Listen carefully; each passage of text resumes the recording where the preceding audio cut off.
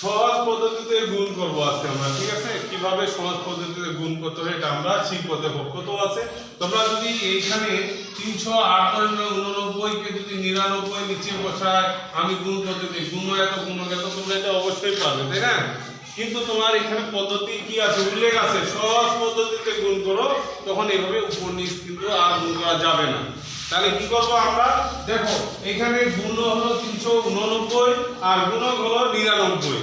তাহলে 99 এই সংখ্যাটা 100 থেকে কি আছে, 1 কম আছে, 100 থেকে 1 কম আছে। 100 থেকে 1 কম মানেই তো 99, তাই না? তাহলে আমরা এই গুণকটা গোটা লিখব। কি লিখব, এই যে 389 গুণন 100 থেকে যদি আমরা 1 কম করি, অর্থাৎ 100 থেকে 1 বাদ দিলে তাহলে কত হয়, 99 হয় নিশ্চয়ই।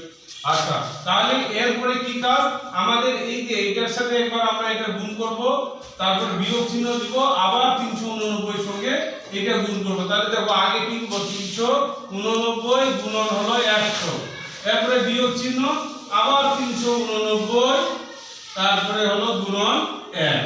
বুঝা পেরেছো? 389 সাথে একবার 100 গুণ, বিয়োগ চিহ্ন, এই যে আবার 389 সাথে 1 এর গুণ, ঠিক আছে?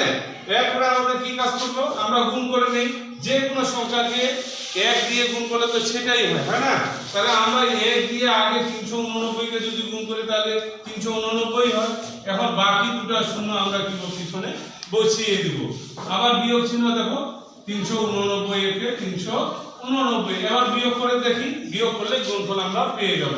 9 কত হলে 10 এর লাগাল 1, 9 কত হলে 10 এর লাগাল 1, হাতে 1 9, 9 কত হলে আবার 10 এর লাগাল 1, আবার হাতে 1 4, 4 কত হলে 9 লাগাল 5, এবার হাতে নেই, তাহলে কি হবে 8 করতে 8, 3 করতে 3, ঠিক আছে?